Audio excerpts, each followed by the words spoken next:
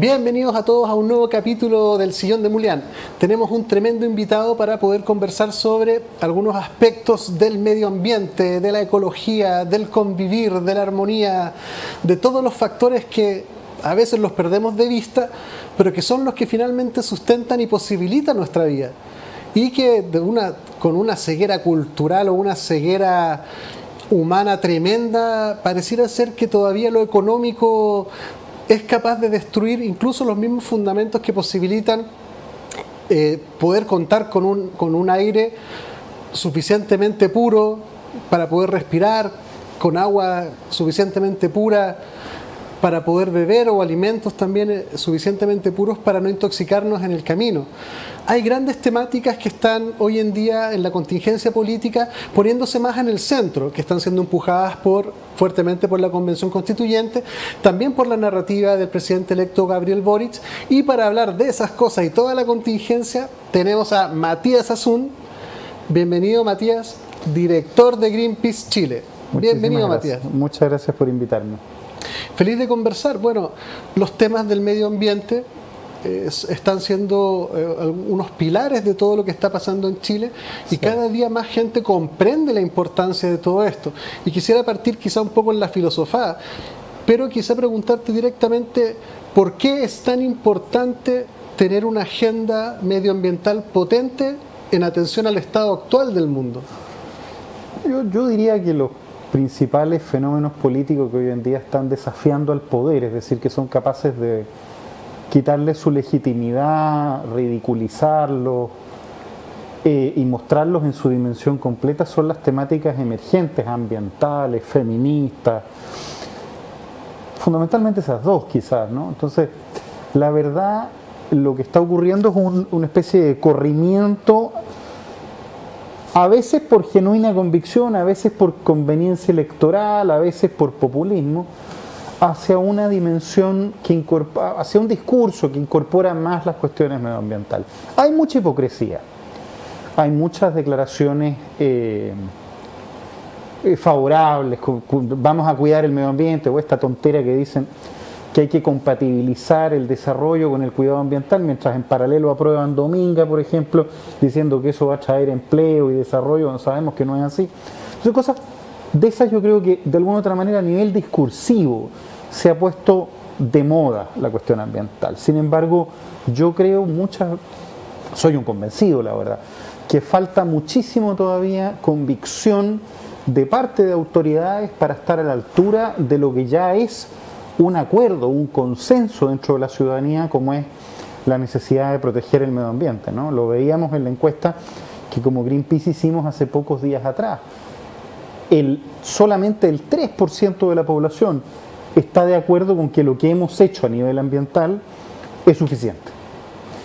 2/3 de la población considera que en ningún punto de vista debe privilegiarse el desarrollo económico si eso tiene una consecuencia medioambiental. 2/3 de las personas. 9 de cada 10 personas consideran que la crisis climática que se expresa en Chile en falta de agua y destrucción de ecosistemas hídricos es gravísima. Y por primera vez, ¿sí?, en una proporción, 95% la considera una emergencia, pero 91-90% la está sintiendo en su familia. Y uno revisa por otro lado, y la oferta política sigue hablando de mantener abiertas centrales termoeléctricas a carbón, de seguir potenciando una minería verde que básicamente remueve glaciares, que destruye humedales de montaña, que se roba las aguas desde las nacientes de las cuencas, en donde lo que decimos es que el problema es la distribución del agua y no la propiedad, cuando sabemos que hay dueños del agua que son literalmente amos y señores, que operan además subsidiados por subsidios de riego. Entonces ahí uno dice, aquí hay una percepción bastante clara de la ciudadanía, más radicalizada respecto de estos temas, y todavía yo diría al mundo político, a las autoridades les falta harto. Entonces ahí hay una tensión, ¿no? No es que sea del todo armonía que el medio ambiente sea hoy día una demanda central. Desde tu perspectiva, ¿es viable pensar en un modelo de desarrollo humano que no dañe el medio ambiente o que armonice con la ecología, o por otro lado podríamos estar hablando de mejores regulaciones, de mitigar, de minimizar? ¿Cómo ves esas dos variables? Es súper interesante. En la misma encuesta que hacíamos, que está disponible en la página web greenpeace.cl con las infografías, así como está bien compactito para que cualquier persona pueda utilizarlo. Un dato bien interesante tenía que ver con la cantidad de personas que consideraban, como te decía, que estábamos haciendo las cosas bien. La realidad es que si uno revisa, si uno pudiera hacer un análisis regresivo de todas las encuestas que se han hecho los últimos 3 años en materia medioambiental, la realidad es que no estamos hablando únicamente en este proceso en el que nos estamos dando cuenta que la crisis climática, que los problemas ambientales están golpeando la puerta. No estamos hablando del medio ambiente. No es esa la variable central que agrava. Lo que agrava es la percepción de riesgo para mis hijos cuando yo sea viejo, ¿no? Vamos a llegar al 2050 con un poco de salud, ¿no? Ese año está proyectado que Chile tenga el clima de África, que haya más masa de plástico que peces en el mar, que desaparezcan buena parte de los glaciares que tenemos al ritmo, que las precipitaciones se reduzcan en un 50% a nivel nacional. Yo tengo la impresión de que incluso podría ser peor, porque ya lo estamos viendo, ya hubo este año, este ciclo, un 50% de precipitaciones en Valdivia, que era la región en donde más lluvia había. Entonces la realidad es que no estamos hablando como de cuidar el medio ambiente como aquello que está afuera de las ciudades. De hecho, todas las encuestas que demuestran un poco cuál es la percepción de riesgo, además de demostrar que las mujeres están más conectadas con las cuestiones ambientales y saben más, que son las mismas que eligieron al presidente electo, la realidad es que mientras más afuera de una ciudad uno vive, o mientras más familiares tiene uno. Mi tío vivía en un sector rural y ahora ya no tiene agua, y de hecho me contó el otro día que se le murieron sus animalitos, y uno empieza a asociar, y claro, te están golpeando la puerta, el monstruo está allá afuera.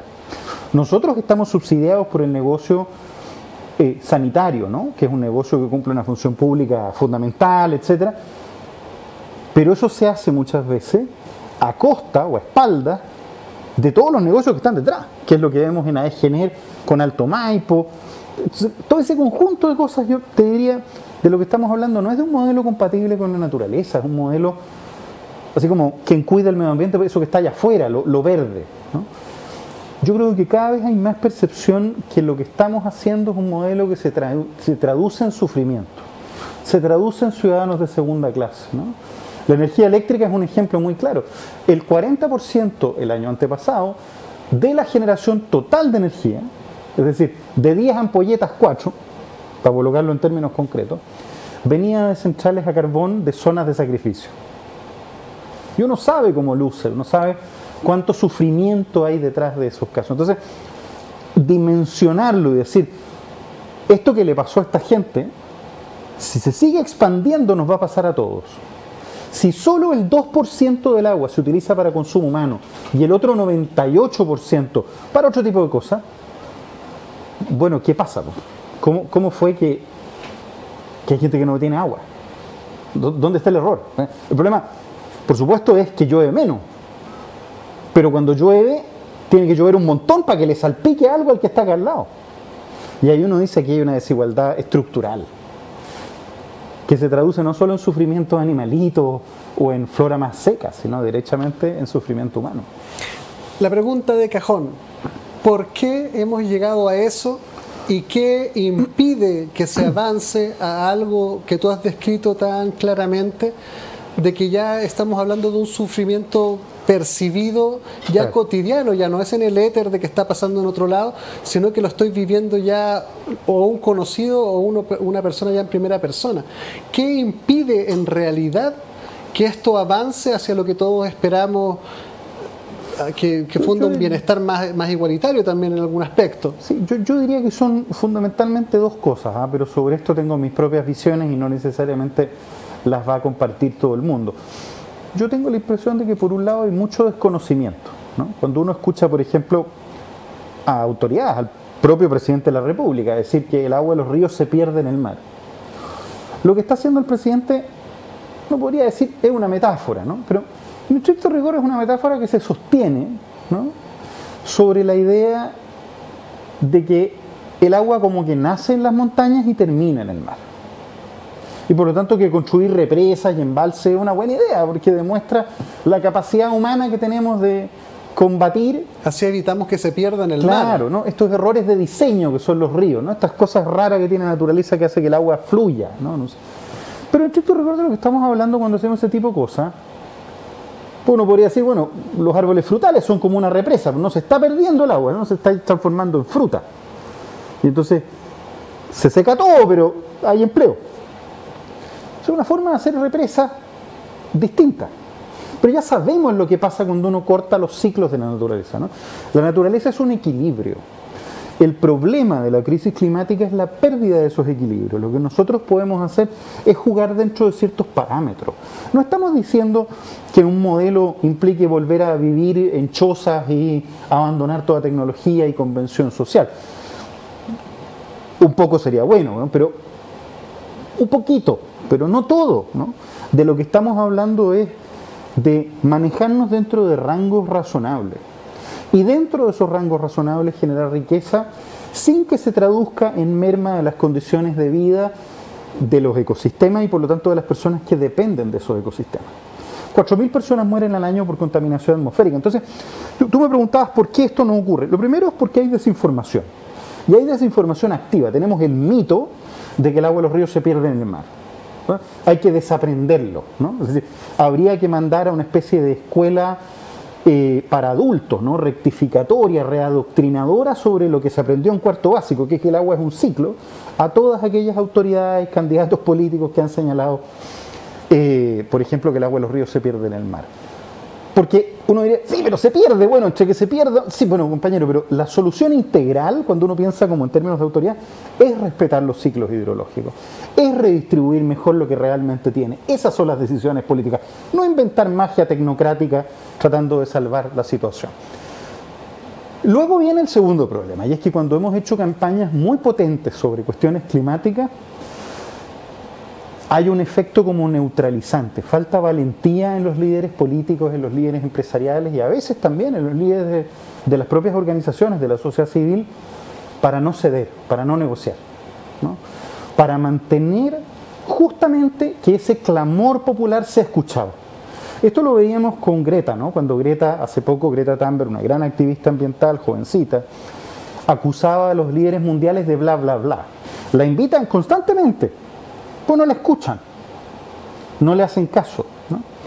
Más aún, cuando me ha tocado estar en el Congreso, muchas veces uno ve grandes grupos empresariales, muchas veces contratados para ello, tienen en su contrato está defender los intereses particulares de ciertos grupos que no hay caso. Entonces, es una mezcla que van a hacer todo lo posible por evitar una agenda más progresista. Entonces, de alguna u otra manera, es un poco lo que le da sentido al trabajo que hacemos desde Greenpeace, por eso no somos política y económicamente independientes.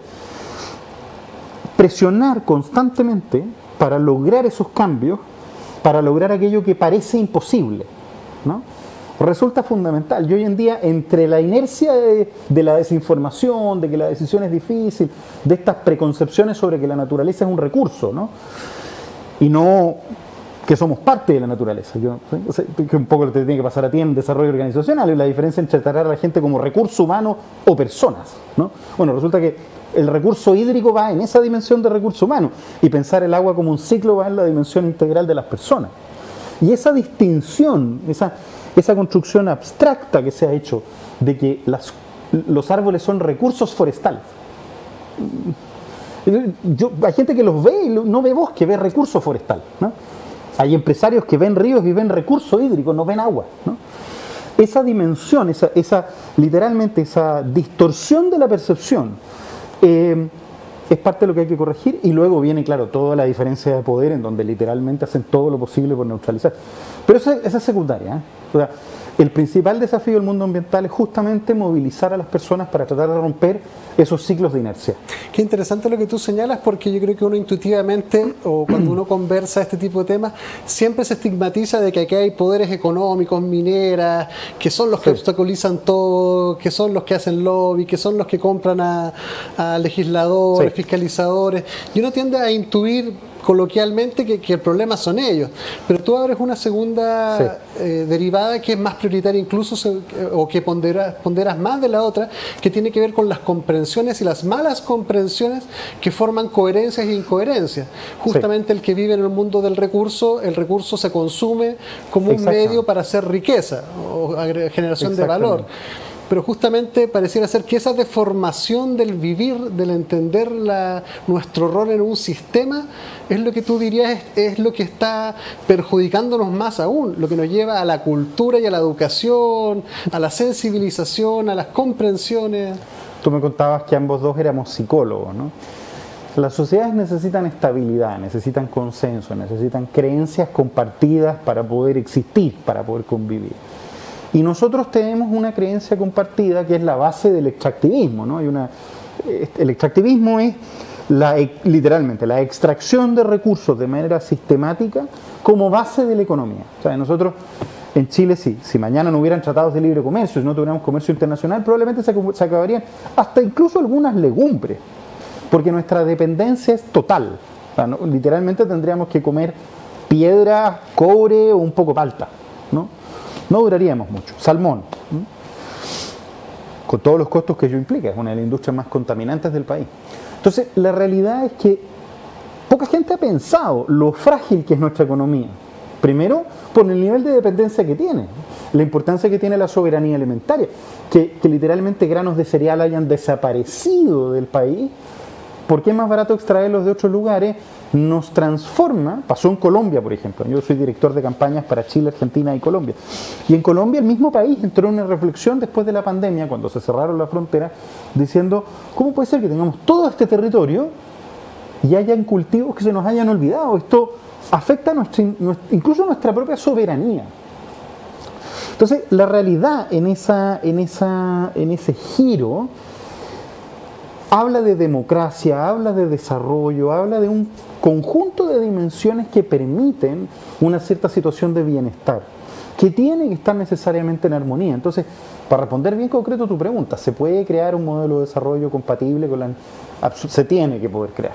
O sea, no hay opción, se tiene que poder hacer. ¿Cómo? Partiendo probablemente por la base del problema, que es la desinformación y la indiferencia.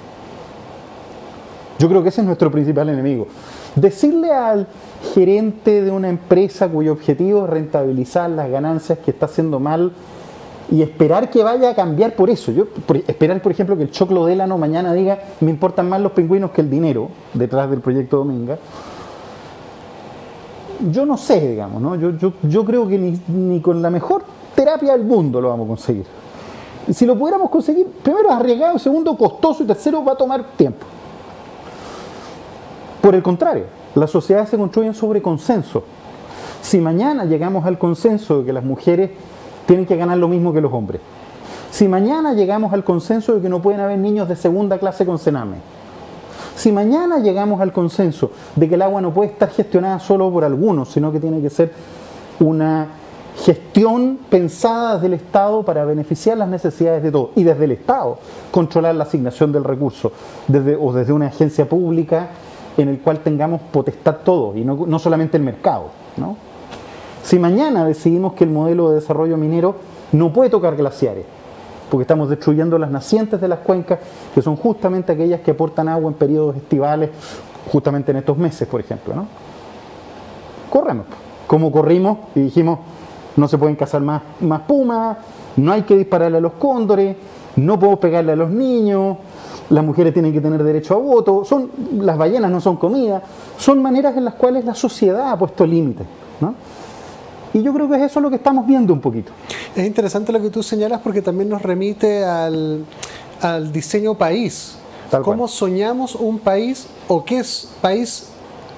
qué sueño de país estamos viviendo. Que yo creo que es coherente. Eso no significa que sea bueno ni malo, pero uno empieza a establecer que esto es coherente con un modelo extractivista, tal cual, monopólico, de pocos actores, desregulado, con financiamiento legal. Ya, ese es el sueño, pues ya estamos viviendo el sueño. Fundamentalmente mediocre, ¿eh? Yo me atrevería a decir que tenemos un sistema que privilegia la mediocridad. O sea, si yo me pongo con una central termoeléctrica y contamino el aire, la tierra con cenizas, caliento todo el agua de la bahía y liquido los huevecillos de los pescaditos que después tiro además metales pesados hacia la costa y por lo tanto contamino todo eso, se pierden hectáreas de cultivo. Ese riesgo no está incorporado en la operación. A veces se investiga, la empresa siempre responde algo así como: ese arsénico estaba ahí, no es mío, no pueden mostrar que como la bala perdida, ¿no? Como el arsénico perdido. Operan literalmente con los mismos problemas que tiene la delincuencia en poblaciones. Por el contrario, si una persona se pone a vender en la calle con un pañuelito, es mucho más probable que el riesgo proporcional de esa operación, de una persona que se pone con un puesto de flores en una plaza de alguna ciudad del país, el riesgo es mucho más alto. Entonces tenemos un sistema que no incorpora las externalidades ambientales y que por lo tanto necesariamente genera un subsidio de facto que tiende a producir un empresariado en muchos sentidos mediocre. Si tú revisas hoy en día, por ejemplo, los principales problemas que tienen los proyectos solares o eólicos, justamente es la competencia matonesca que tienen los grandes monopolios de energías a través de fuentes no renovables. O sea, si mañana nosotros le cobráramos a las empresas termoeléctricas todas las externalidades que generan, mañana despega el negocio de los paneles solares en Chile. Es interesante lo que tú estás señalando, el plano ético. Y de negocio, lo que estoy diciendo justamente que tenemos un modelo de negocio que se perpetúa a sí mismo sobre la base de la mediocridad. Claro, y que son los propios intereses actuales que están construidos sobre las lógicas del sueño extractivista, que finalmente operan como una camisa de fuerza, del cual no podéis salir tan fácilmente porque hay distintos amarres, o no puedes demostrar que el daño viene de acá, o intuyo que se compra un informe que de alguna forma pone un eufemismo que deja la duda, que no puede concluir en tal, y de alguna otra forma hay mucho de eso, sí. Hay un momento en que uno están tratando de pararlo, pero no se puede. Pero también tiene que ver con el sueño de país. Y eso nos lleva a otro punto que tiene que ver con la constituyente, que tú hace poco también fuiste a presentar para allá. Me imagino también a presentar dentro de los objetivos particulares hay uno que también tiene que ver con generar una visión, una semilla de visión de que tiene que ser una constitución que entienda también el mundo de otra forma. No, justamente fuimos a presentar a la Comisión de Medio Ambiente, como uno podría asumir, una visión especial sobre glaciares. La pueden encontrar creo que fue el día 23 de diciembre, 22 o 23 de diciembre, lo voy a postear en las redes sociales, en una sesión dedicada integralmente a glaciares. Y era muy lindo porque la primera exposición la hizo una fundación que se llama Glaciares Chilenos, después otros especialistas, pero la Fundación Glaciares Chilenos venía demostrando que el tema del cuidado del medio ambiente es popular. Yo, por supuesto, iba con todos los argumentos más técnicos de la importancia, pero me gustó mucho la presentación inicial porque demostraba que hay apertura, que los glaciares, al ser ríos de agua congelada, son fenómenos. O sea, si uno piensa en un glaciar, uno dice, es un área, ¿no? Es un largo por ancho. Pero en estricto rigor el glaciar es hielo, por lo tanto tiene masa y volumen. Sin embargo, el hielo es agua.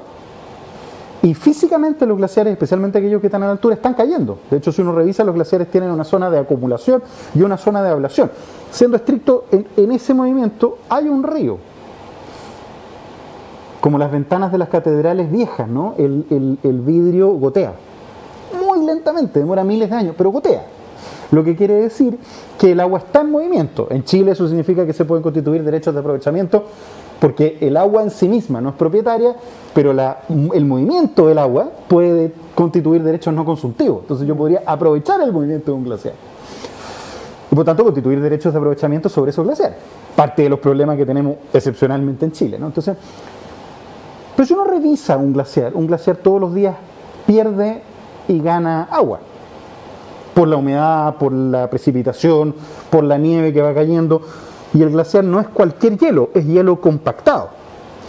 Por lo tanto, un glaciar en estricto rigor, todos los días respira, todos los meses respira, todos los años respira, todas las décadas respira. Un glaciar está vivo, es un fenómeno.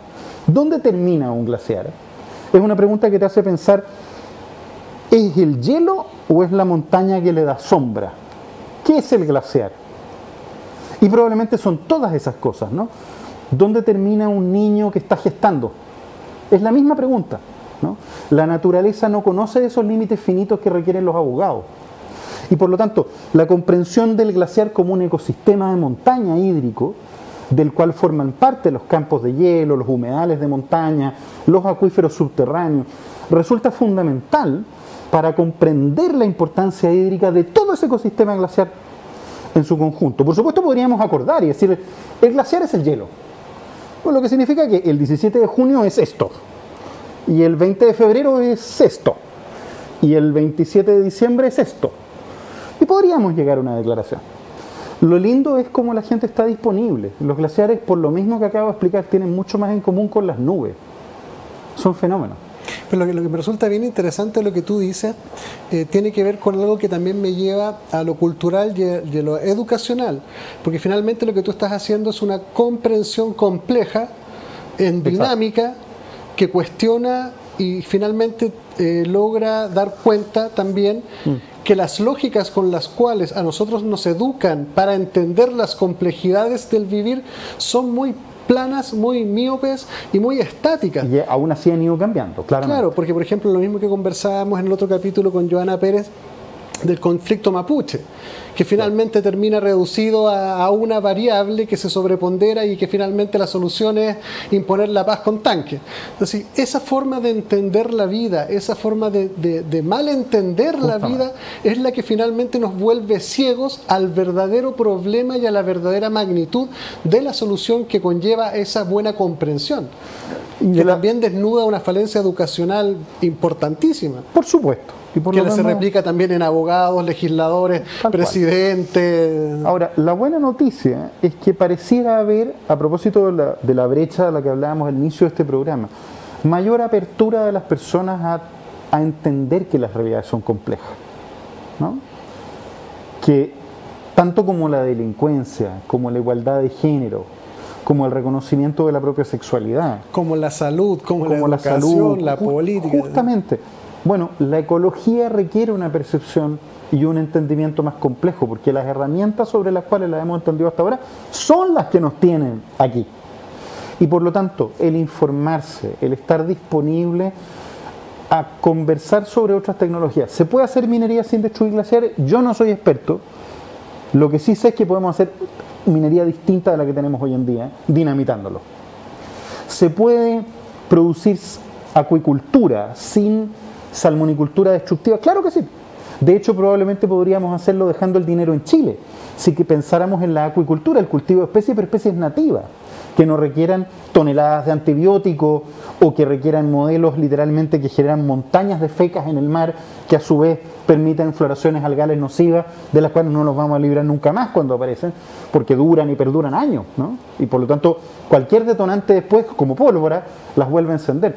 Si usáramos especies nativas que se alimentan no como los salmones, que se alimentan con 4 o 5 kilos de pescado blanco por cada kilo de salmón. O sea, es la manera más imbécil de comer salmón, por así decirlo, ¿no? Entonces, ejercicio como esto, que optimicen los recursos que tenemos, que aprovechemos nuestra energía solar, que aprovechemos la energía geotérmica. ¿Por qué no tenemos energía geotérmica? ¿Por qué no tenemos energía solar? Porque es mucho más barato contaminar, ¿no? Tenemos agua, está en manos de unos pocos, pero hay agua. De lo contrario, no podríamos exportar esas cerezas que uno ve en las noticias y dice, esto a mí no me lo vendieron, ¿no? Estas cerezas gigantescas. Ese ejercicio nos permite al menos saber, sospechar que este modelo no es una condena, que es algo que hemos aceptado, pero que podemos empezar a dejar de lado. Qué interesante, tenemos que ir a un breve corte y volvemos. Me parece muy muy interesante el llamado a buscar las mejores comprensiones para los fenómenos sobre los cuales queremos operar o hacer algo. Estamos en un momento de mucho cambio, donde a veces brillan más las convicciones y los discursos ideológicos por sobre comprensiones que realmente denoten sabiduría de una comprensión que a la vez en ese encuentro de la comprensión también se comprende la solución y lo que también hay que arreglar. Creo que como país tenemos que dedicarle tiempo también a mejorar nuestras comprensiones sobre lo que nos está pasando y lo que nos va a pasar por sobre todo, porque también esto tiene que tener una mirada también intergeneracional y también humana y planetaria. Y por todo lo que estamos observando, estamos viviendo por lógicas que son añejas y profundamente destructivas. Y ahora estamos sufriendo, pero si esto sigue vamos a sufrir mucho más.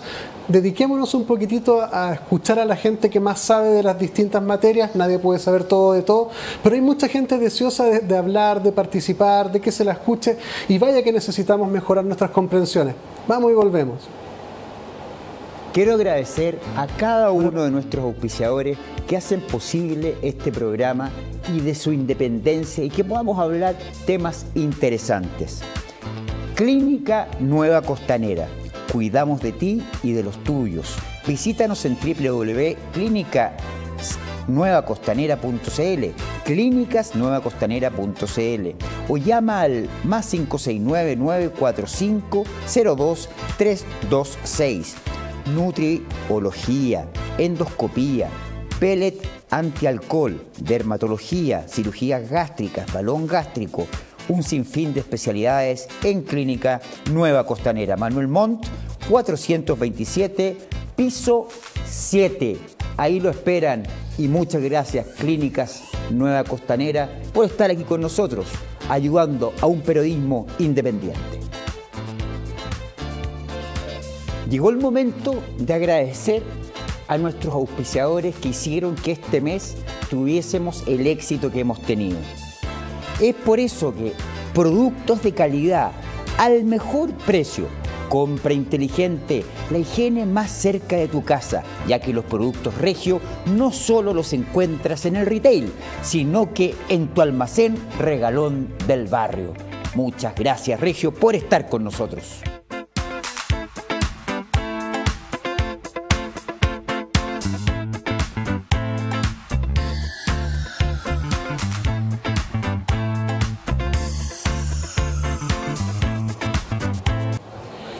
Bienvenidos de vuelta. Estamos conversando cosas profundamente importantes que requieren dedicación y tiempo y comprensión para poder hacernos cargo de problemas tan grandes como es el daño ecológico que estamos generando generación tras generación.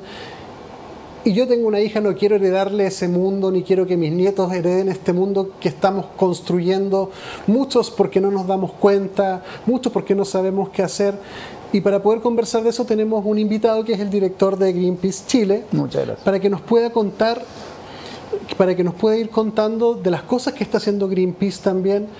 Y también nos alerte y ojalá nos preocupe y ojalá nos asuste y ojalá nos transmita una emoción de urgencia para que nosotros también como sociedad salgamos a exigir a nuestros representantes por medio del voto, también a la constituyente que no solamente legisle al respecto en una carta magna, sino que también ayude a difundir las comprensiones que se van a necesitar, que se alojen en cada una de las personas para que cada uno empuje desde su metro cuadrado.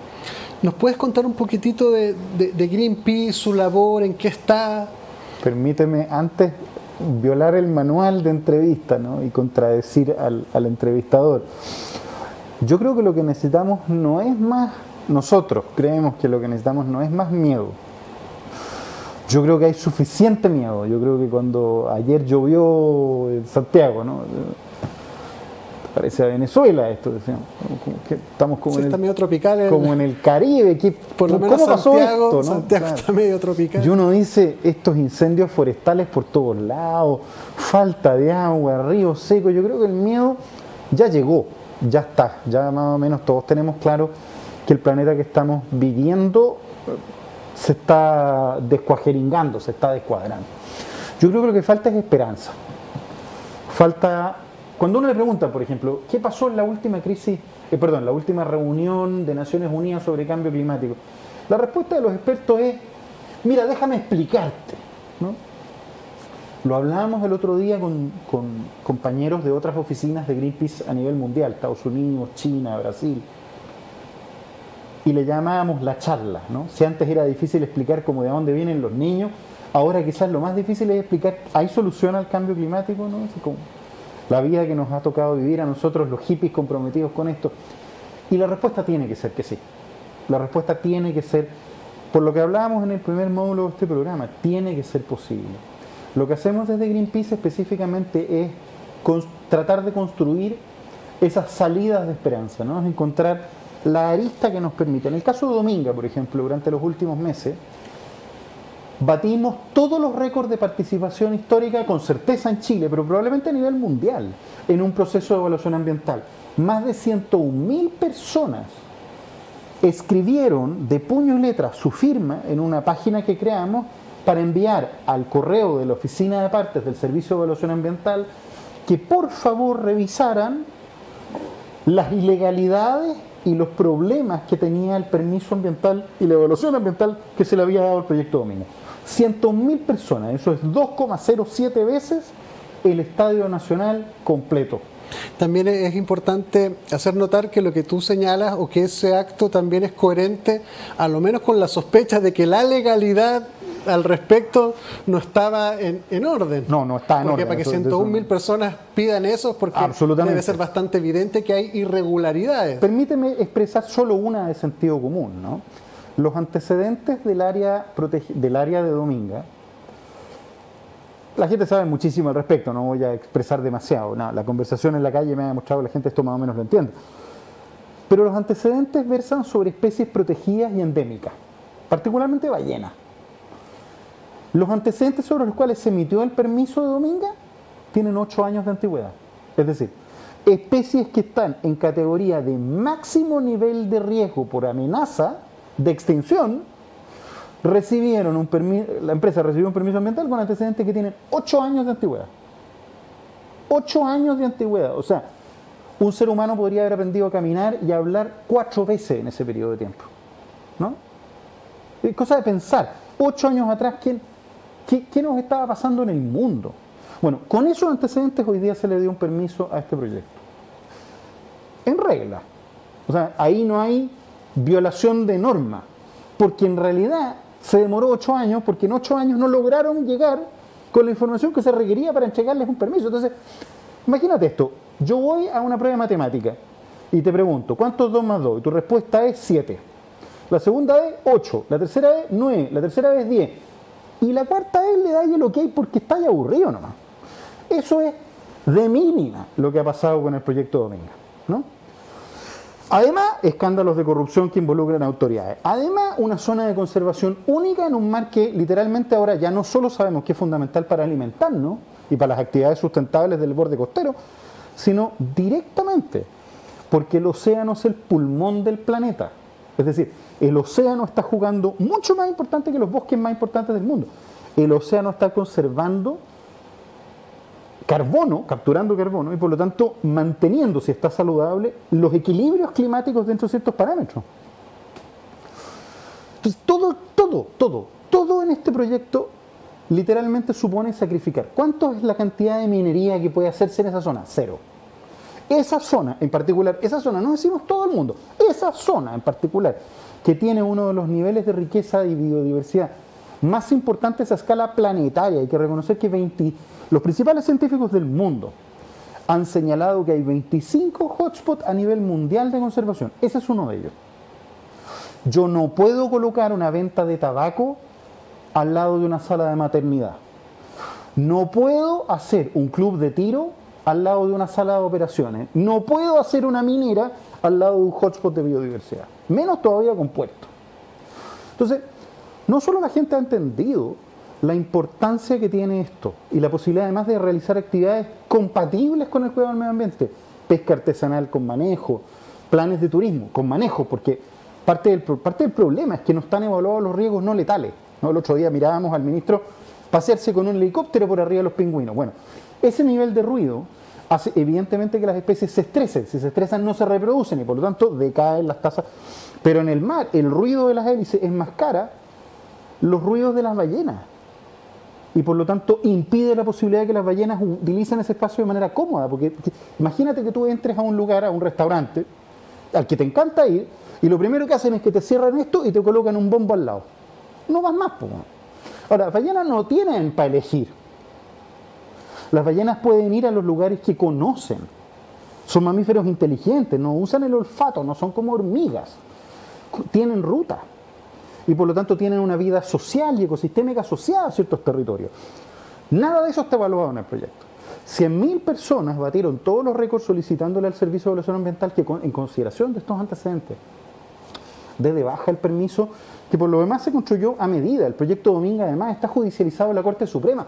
Lo que cualquier gobierno decente hubiese hecho es esperar a que la Corte Suprema fallara, pero se apuraron. Más aún, la semana pasada le entregaron básicamente se votó un área marina protegida sin dar de baja el proyecto Dominga, lo que quiere decir una cuestión espantosa que ando alertando por todos lados. Si el área marina protegida se aprueba y se consigue que no se permitan operaciones portuarias ni mineras, quienes cuentan con una resolución de calificación ambiental vigente bajo este marco constitucional pueden solicitar ser indemnizados como víctimas. Si se protege esa zona, se le amarran las manos a los futuros gobiernos y a las autoridades para tener que indemnizar a la familia de Carlos Alberto Délano, famoso por los escándalos de corrupción política y escándalos de pago de, literalmente, de corrupción y de compra de políticos por penta. Condenado además a clases de ética. ¿De qué se trataban las clases de ética? ¿Cómo puede ser que estemos en esto pensando en indemnizarlos? ¿Entiendes? O sea, es de locos todo lo que estamos viendo. Es literalmente una cantidad de reglines que a mí personalmente me llaman mucho la atención. Por eso decía, en la medida que uno aprende y entiende, claro, 100.000 personas se mueven en procesos sin precedentes. Cada una de esas personas debe recibir una respuesta formal, individualizada, porque lo que estamos haciendo es objetar un acto administrativo. No fue una recopilación de firmas. Son personas que solicitaron al Estado un pronunciamiento. Cada una de esas personas tiene que recibir una respuesta individualizada. Ojalá por escrito, a su domicilio. Ojalá no lo hagan, se lo hemos pedido. Háganlo con una página web, cosa de no talar un bosque entero. Imagínate lo que significa.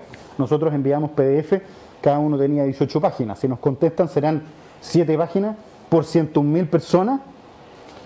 Se van a tener que comprar literalmente un container de resmas para imprimir eso. No tiene ningún sentido. La respuesta más razonable es decir, nos tienen razón, Dominga no se hace. Que me parece muy interesante que de alguna forma este quehacer o indagar ecológico ha logrado indexar las implicancias de las cosas en el fluir del pensar de alguna forma. Porque el hecho que ya estéis pensando en que 101.000 solicitudes va a implicar 101.000 respuestas por 7, da cuenta de una visión en dinámica. Porque lo que uno dice, qué bueno, 101 listo, bacán, se acabó. Pero dicen, no, uno tiene que seguir pensando en dinámica, porque esto genera otra cosa, que genera otra cosa, que genera... Absolutamente. Y te permite anticipar también movidas que van a suceder en tiempos futuros. Absolutamente, ni siquiera el proyecto Hidroaicén contó con este nivel de rechazo. Ninguno. Si la respuesta no es adecuada a norma, ni adecuada a nuestra visión responsable como ciudadanos, nosotros estamos en condiciones de iniciar por un juicio. O sea, podríamos iniciar un juicio, si la respuesta es no al lugar, por 101.000 personas, pero hay que recordar además que las razones que nos van a dar son muy importantes. Bien si nos dan la razón o bien si no. Si no nos dan la razón y nos dicen, ustedes no viven ahí, no tienen por qué opinar. El medio ambiente no es de usted, ese no es su medio ambiente, otro medio ambiente, de otra persona, son de otra persona. Pero la firmaron constituyentes. Y entonces Cristina Dorador, por ejemplo, que la firmó, Jorge Baradit, que son constituyentes. Y la firmaron. Y les van a decir, ¿ustedes no tienen derecho a opinar sobre el medio ambiente?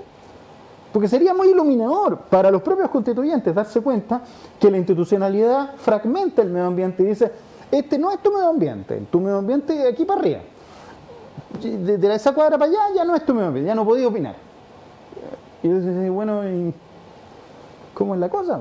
Sigue siendo interesante porque seguimos dando vuelta en el comprender. Tal cual. Porque finalmente los constituyentes van a comprender, me imagino que ya lo saben, lo entienden, pero a veces cuando uno lo vivencia tiene otro saborcito. Tienen 6 meses para responder, lo que significa que probablemente se mientras se resuelven esas respuestas, ¿igual Dominga avanza? ¿O esto no puede avanzar? No, porque justamente el gobierno se apuró, le hizo un favor al amigo del presidente, a Carlos Alberto Délano, La realidad es que el proyecto Dominga está judicializado en la Corte Suprema, está esperando un recurso de casación que podría inhabilitar la reunión que hubo de las autoridades en Coquimbo, precedidas básicamente por el delegado presidencial, que de anularse, se anula el acto por el cual se le otorga un permiso ambiental a Dominga, y por lo tanto, en términos prácticos, Dominga muere. Si no ocurriese eso por parte de la Corte Suprema, porque inventaron además una conciliación, imagínate cómo se puede hacer una conciliación si lo que está en juego es la legalidad de un acto administrativo. ¿Vamos a conciliar sobre el proyecto o sobre el fondo? La Corte Suprema se está poniendo creativa. O sobre el fondo. Lo que nosotros dijimos es, tú no deberías haber hecho esa reunión. ¿Conciliamos sobre eso? ¿O conciliamos sobre el fondo del proyecto Dominga? Porque de lo contrario, la Corte Suprema se está tomando atribuciones que no le corresponden para bypassear el sistema de evaluación ambiental. ¿Se entiende? Sí. Entonces, por eso es muy creativo, está todo muy raro, muy raro. Y esto ya nos ha pasado en otras ocasiones. Se están sentando precedentes en donde finalmente, literalmente, termina de estar dibujado el Ministerio de Medio Ambiente, porque si la Corte Suprema termina conciliando, es muy complicado. Y permíteme una última acotación al respecto.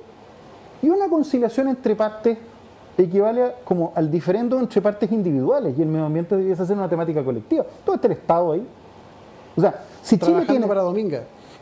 Si Chile tiene firmado tratados internacionales de protección de ballenas, y las ballenas por lo tanto son materia de interés, leyes internacionales sobre el cuidado de ballenas, tenemos una ley de protección de cetáceos, ¿por qué el Estado no está en eso? ¿Por qué nos tenemos que entender entre privados? Tú eres el inversionista, yo soy la ciudadanía que no lo quiere, y la Corte Suprema les dice, abrácense. No, po. La política pública tiene que pensarse desde otra lógica. Entonces, como sea, ponte tú que la Corte Suprema se ponga creativa y decida mantener la evaluación ambiental, todavía quedan instancias para que este gobierno o los próximos gobiernos reúnan a los ministros de las áreas que son relevantes a decidir sobre la continuidad del proyecto. Y ahí vamos a ver si la palabra empeñada se cumple o no se cumple por este presidente o por el próximo. Vamos a ver. Claro, porque de hecho el cambio de gobierno con el nuevo presidente electo también funda más, bueno, esperanza, eso fue un poco el leitmotiv de todo esto, pero funda la esperanza de que el rol del Estado encauce su camino en otras inspiraciones que no sean económicas exclusivas y únicamente, no hay que desecharla en ningún lado, pero ya digamos que hay un monstruo económico y una pequeña cosita social, medioambiental chiquitita. Yo tengo la impresión de que va a ser una prueba de fuego para este gobierno que inicia, ya está electo. Nosotros desde Greenpeace somos absoluta y completamente independientes, como explicaba. Y por lo tanto, por supuesto que uno tiene matices y entiende un poco las diferencias políticas según los programas, etcétera. Este gobierno no ha empezado, no ha dado todavía. Pero en su señales. discurso de elección Lo ha dijo dicho. claramente no a Dominga. Ahora, no a Dominga y no a Dominga ahora son cosas distintas. Tiene que ser muy cuidadoso el gobierno en no abrir la puerta a mecanismos que permitan que Dominga se victimice judicialmente en tribunales y logre anular el acto del gobierno, volviendo otra vez. Bueno, volvemos recursivamente al hecho de que se necesitan buenas comprensiones, porque la misma variable que tú estás señalando, que si se por este otro lado, que uno mal pensado diría, bueno, aquí están buscando un poco que la pérdida no sea tal, si es que se cae uno de mal pensado, desde la lúcida desconfianza que le digo yo, porque ahora que vengamos a creer en que esto está bien inspirado, tendríamos que haber vivido en otro planeta y en otro país y en otros últimos años. Por eso aquí corresponde una lúcida desconfianza de este proceso. Por eso, entonces, frente a todos estos antecedentes, yo quisiera creer que el proyecto Dominga no tiene futuro y por lo tanto más desconfianza me produce un pronunciamiento hecho a medida por parte de del Ministerio de Medio Ambiente para declarar esa área protegida, que todos sabemos que hay que protegerla. Pero aquí es donde empieza el truco del que hablábamos recién, ¿no? Nos agarramos de que la gente quiere proteger el área, quedamos de campeones diciendo que la queremos proteger y en realidad lo que estamos haciendo es generando el contexto para indemnizar a la empresa. ¿Sabes lo que me llama la atención y también me molesta en algunos aspectos? Es el oportunismo. que finalmente aquí hay gente muy inteligente con recursos para contratar a más gente inteligente, Sí. que conoce a gente inteligentísima, que finalmente lo que anda buscando, pero fíjate, tenemos la oportunidad de que si por otro lado hacemos esta cosa, va a aparecer cómo además tú como presidente vas a poder salir dando una declaración de tu preocupación y del compromiso con el medio ambiente, pero la trampa viene por detrás y pasa como gracias señor presidente y por atrás viene la tremenda trampa, en base a un oportunismo sin ética, sin amor por el país, sin compromiso medioambiental y con claras ganas de engañar a la ciudadanía, porque eso lo que buscan es engañarte, hacerte creer que están haciendo algo maravilloso cuando la trampa se devela, cuando ya no hay posibilidad de reversa. De hecho, en el diario, en uno de los diarios salió una nota diciendo que nosotros estábamos muy contentos por la victoria. Nunca nos llamaron, entonces tuvimos que salir a desmentir al periodista el día siguiente. No, compañero, no estamos contentos.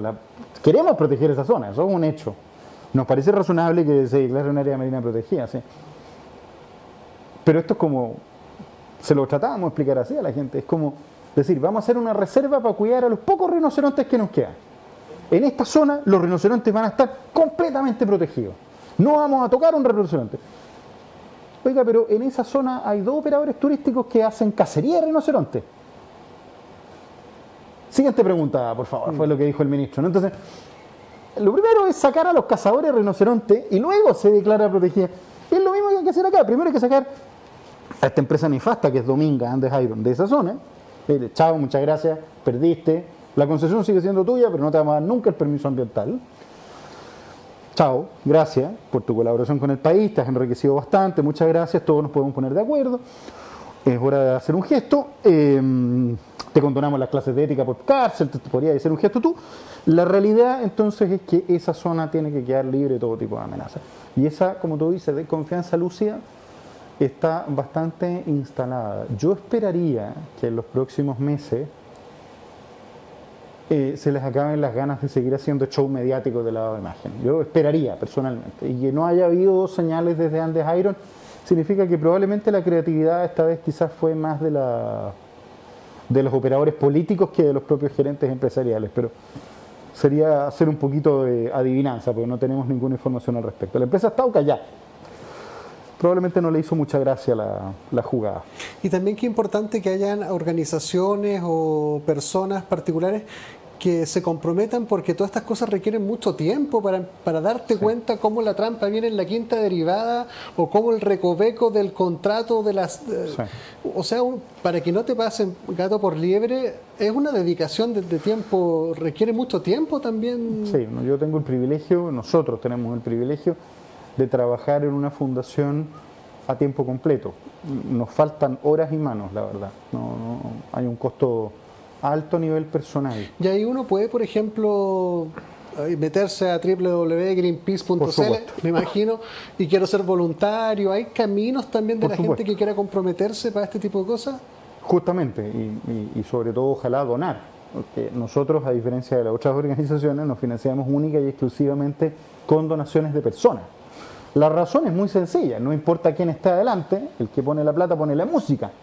Y entonces si nosotros tenemos un financista que nos pone mucha plata, piensa tú que quien más dona a Greenpeace debe donar algo así como 200.000 pesos chilenos, no es más. ¿No? Nadie hoy día nos podría decir, no, con esto no se metan. Como pasa con otras organizaciones que, bueno, no pueden... La donación es la forma de tomar control también. Lo que uno ve con el Sename, ¿no? El Sename pone plata y las organizaciones prestadoras de servicios que tienen por misión cuidar a la infancia no desafían al Sename. Eso no puede pasar en el mundo ambiental, ¿no? Entonces, para eso existe Greenpeace. Somos una organización pequeña en términos de tamaño, muy conocida a nivel mundial, con presencia en más de 45 países. Somos una organización global, tenemos barcos, nos paseamos por el mundo haciendo actividades. Ahora, de hecho, viene un barco ahora, está llegando entre hoy día y mañana a los puertos que sirven de base para ir a la Antártida. Vamos a hacer documentación científica en la Antártida. Y es un privilegio trabajar en organizaciones como estas, pero no solo por lo que uno ve, por lo que uno vivencia, por este tipo de conversaciones que estamos teniendo ahora, sino justamente porque detrás de nosotros no hay más que la voluntad de personas independientes, ¿no? Y puede sonar un poco cliché que lo diga, pero para nosotros es un tremendo orgullo. La gente puede aportar de distintas maneras, puede hacerse voluntario, puede difundir en redes sociales, puede descargar los materiales y hacer su propia causa. Y desde cualquier parte de Chile, no desde cualquier parte del mundo. En ninguna ciudad particular. Y es muy lindo porque finalmente uno revisa y dice, claro, somos tantos que no nos podéis jugar tan fácil, ¿no? O sea, cuando uno junta, porque esto es lo que decíamos al principio, el problema no es cuán malo es el que está al frente, porque probablemente además en su casa le hace cariño al perrito, es cariñoso con su familia. Probablemente las personas no son tan malas como nos gustaría pintarlas, o buenas. Probablemente están puestos en posiciones. Por eso nosotros desde el pacifismo decimos no hay ni enemigos ni aliados permanentes. Lo que hay es una misión. A mí no me interesa ganarle al otro. A mí me interesa juntar suficiente gente a este otro lado con esperanza, creyendo que se puede construir un mundo distinto. Me quedo con esa última reflexión porque se nos acaba el programa, pero me gusta mucho o sea, la forma de entender el quehacer que ustedes tienen. Se me ha ampliado muchísimo desde un compromiso como Planeta, la cosa así como que tan Planeta un poquitito, pero la verdad que denota una gran comprensión de las complejidades de los fenómenos sobre los cuales se busca tener injerencia o poder conducir hacia uno u otro lado. Y también esto de llamar, más que sin desconocer los recursos, es un tema de que la visión alcance tal nivel de masa que cuando ya se alcanza tal nivel de masa ya el cambio es inevitable. Como lo que sucedió en el 18 de octubre. Se alcanzó una masa tal que fue inevitable que el momentum se expresara. Y creo que los cambios en el mundo obedecen mucho más a esa mecánica o esa mirada de coinspirarnos hasta que la visión esté filtrada en todas partes. Sí, solo para cerrar, justamente el 18 de octubre es un bonito ejemplo, ¿no? Pero también va derivando en otras cosas. Encontrarse, hablar con otras personas, construir puentes con esas otras personas, educarnos, pero no desde la lógica de la iluminación, esta idea del alumno, el que está sin luz, ¿no? Alumni.